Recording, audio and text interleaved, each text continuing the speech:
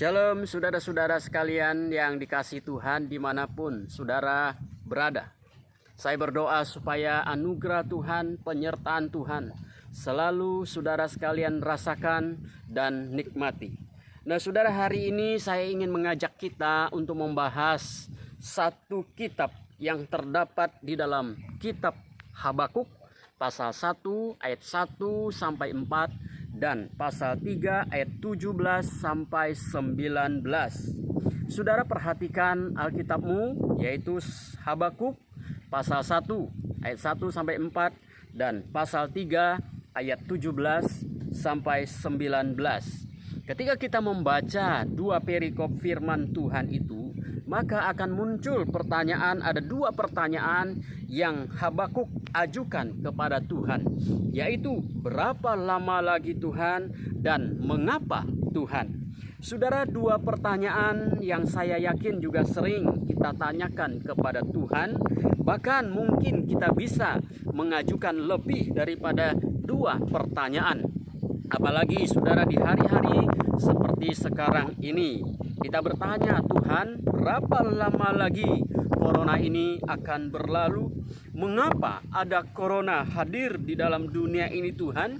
Apakah Tuhan tidak kasihan pada kami semua yang ada di dunia? Dan apakah Tuhan tahu kami yang sedang susah saat ini?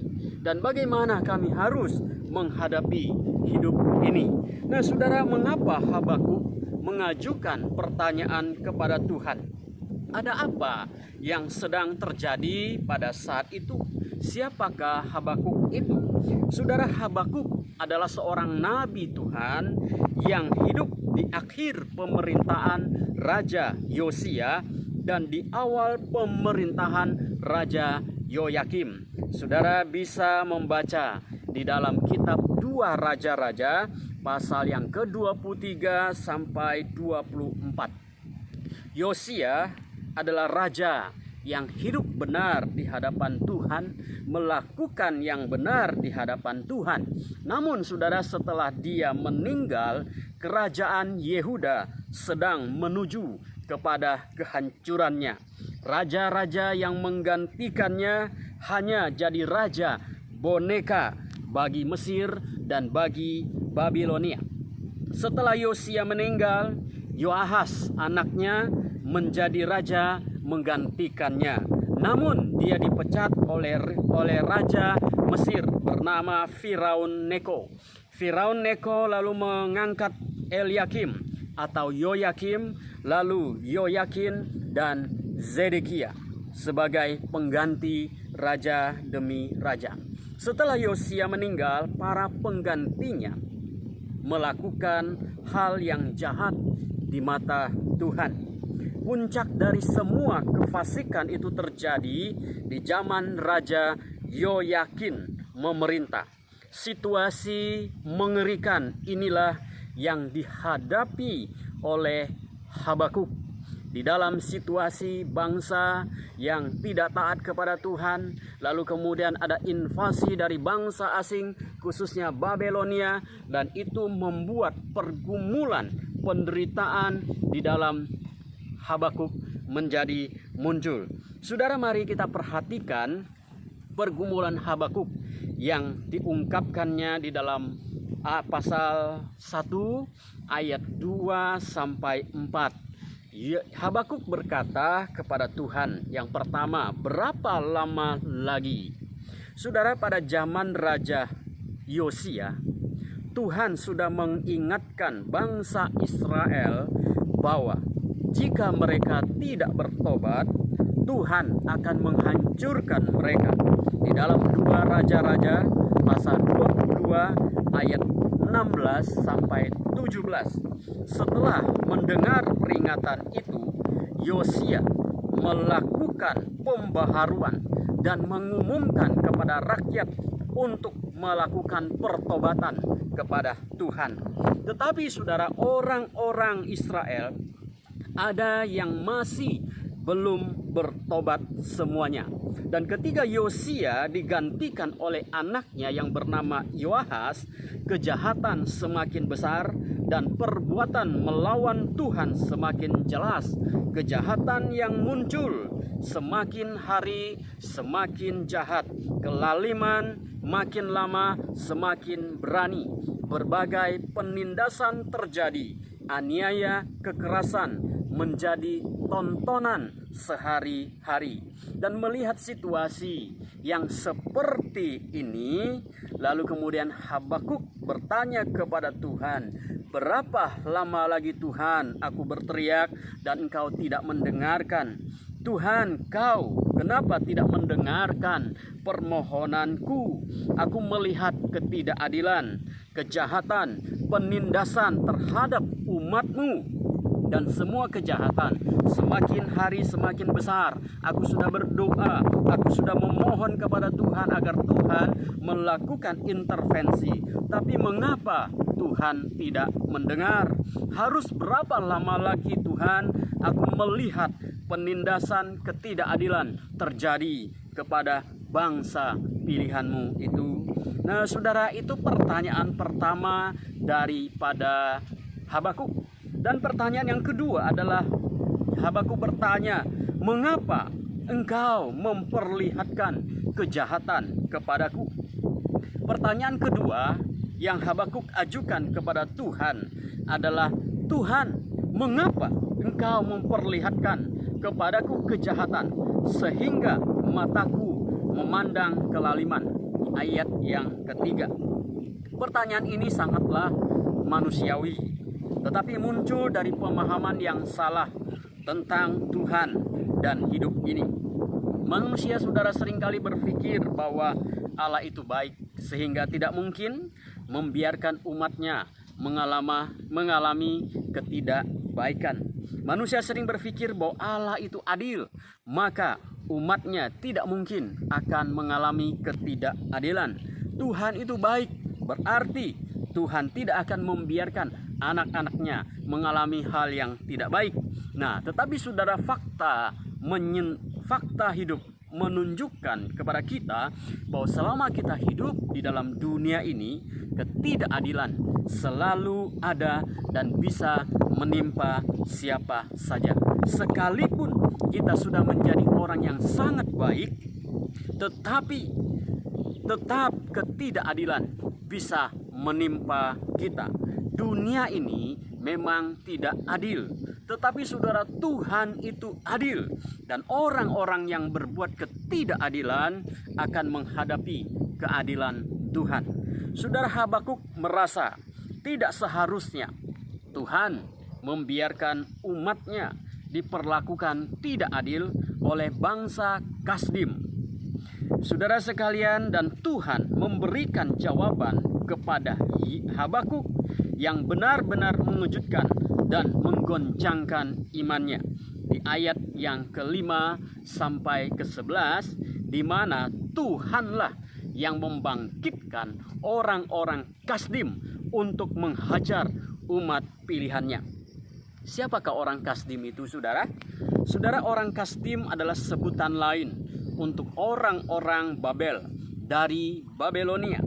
Bangsa ini terkenal sebagai suatu bangsa yang sangat kejam pada waktu itu. Bangsa yang kejam ini dibangkitkan oleh Tuhan untuk memberi pelajaran kepada umat pilihan Tuhan, yaitu Israel. Setelah Tuhan memberikan jawaban, Habakuk bertanya lagi sebagai tanda ketidakpercayaan pada jawaban Tuhan di dalam ayat 12 sampai 17. Mengapa Habakuk tidak bisa percaya dan menerima jawaban Tuhan? Karena Habakuk belum mengerti cara Allah bekerja. Bagi Habakuk, saudara, kalau ada kejahatan, harusnya Tuhan menghukum pembuat kejahatan.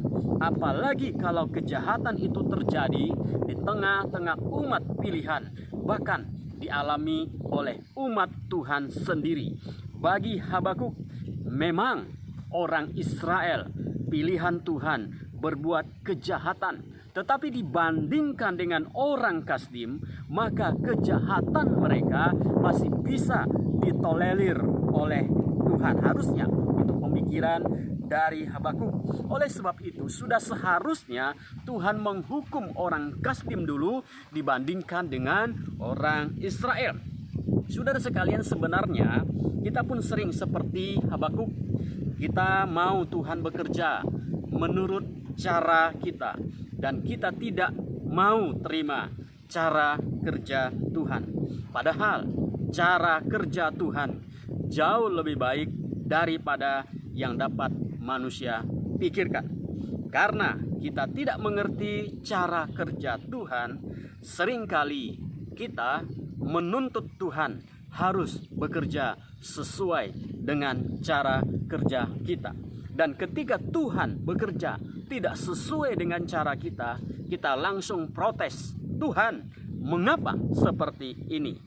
Nah, saudara-saudara, itulah dua pertanyaan yang diajukan oleh Habakuk.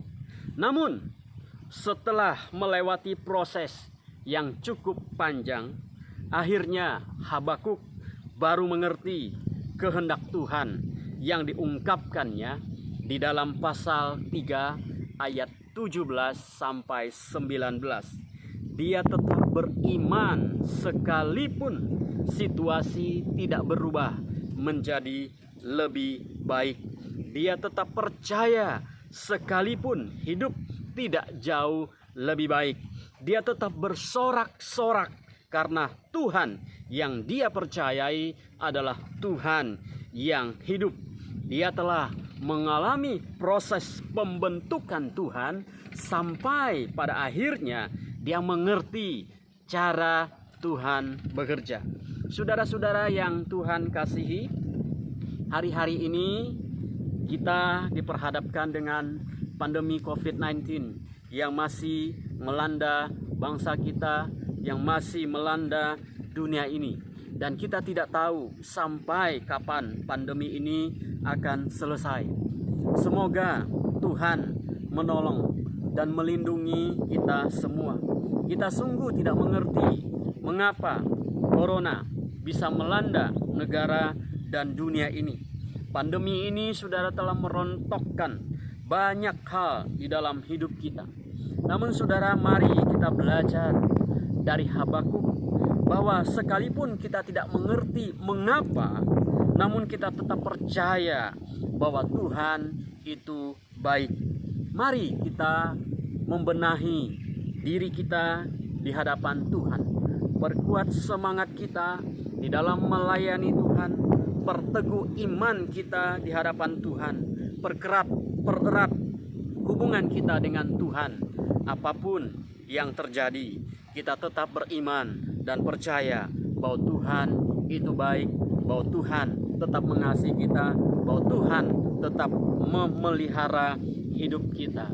Iman menjadi nyata ketika tekanan hidup semakin berat menimpa hidup kita.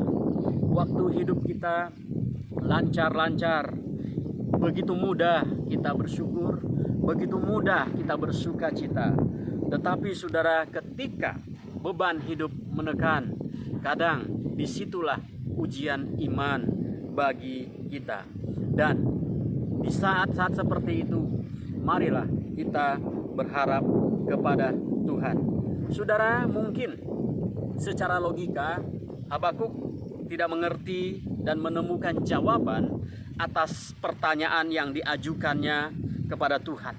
Tetapi melalui proses hidup, proses waktu, itu mengubah sikap hatinya terhadap Tuhan. Lalu dia berkata di bagian terakhir dari kitabnya, sekalipun pohon ara tidak berbunga, pohon anggur tidak berbuah, hasil pohon zaitun mengecewakan, sekalipun ladang-ladang tidak menghasilkan bahan makanan, kambing domba terhalau dari kurungan, dan tidak ada lembu sapi dalam kandang. Namun aku akan bersorak-sorak di dalam Tuhan dan beria-ria di dalam Allah yang menyelamatkan aku. Allah Tuhanku, itu kekuatanku. Ia membuat kakiku seperti kaki rusa. Ia membiarkan aku berjejak di bukit-bukitku. Amin. Kiranya Tuhan memberkati saudara sekalian. Mari kita berdoa, Bapak Ibu Saudara. Bapa di surga, kami bersyukur untuk firman-Mu yang kami belajar dari kitab Habakuk. Tuhan, seringkali kami pun seperti Habakuk.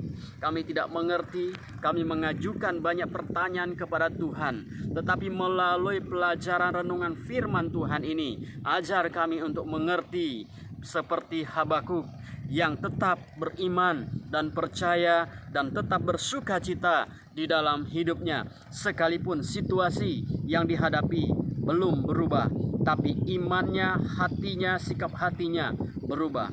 Tuhan, berkati saudara-saudara kami yang mendengarkan renungan firman Tuhan ini, dimanapun mereka berada.